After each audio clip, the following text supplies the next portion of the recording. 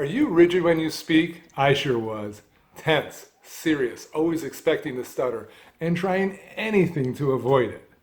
Once I was invited to a public speaking course, and the instructor noticed how serious I was as I gave a speech. He laughed and said, "Can't you smile during your speech?"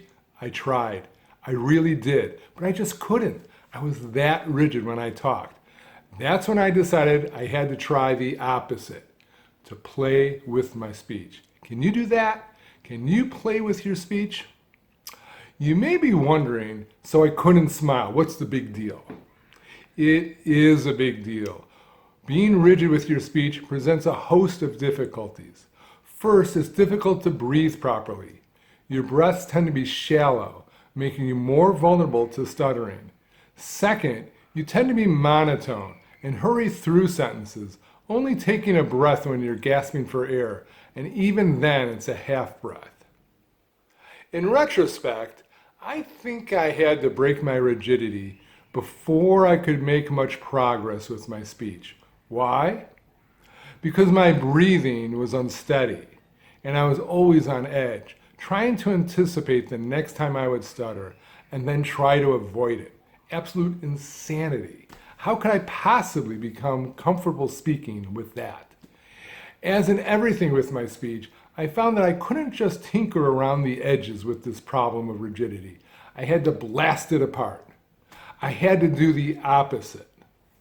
Rather than speak in a monotone, I used all the intonation and emphasis I could muster. In place of speaking in a serious manner, I gave myself the license to smile, even laugh as I talked.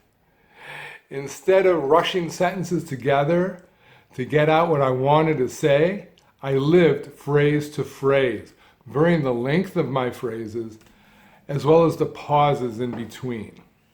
Sometimes I would play around with pauses, seeing how long I could go before the listener became fidgety.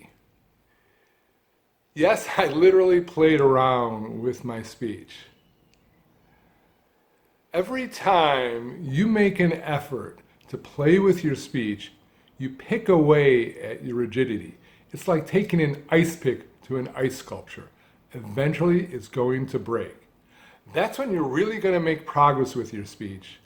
And that's when you're going to begin feeling comfortable speaking. And that is a very good feeling.